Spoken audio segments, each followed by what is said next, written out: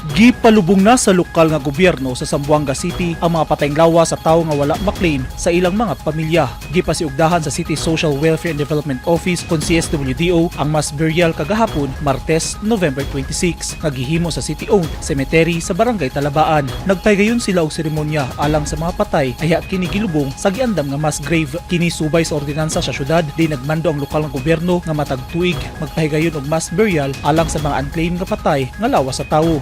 Gobyerno na sab ang magbayad sa pagbalsamar, storage ug lungon.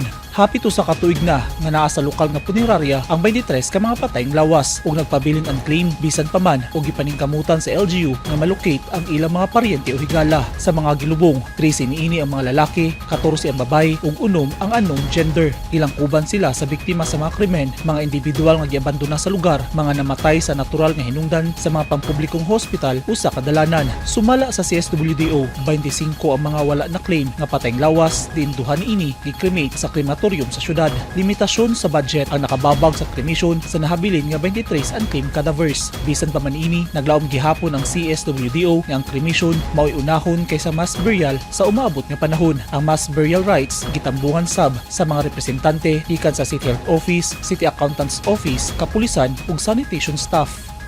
Eugene Hinutan, Newsline Philippines. Stay safe.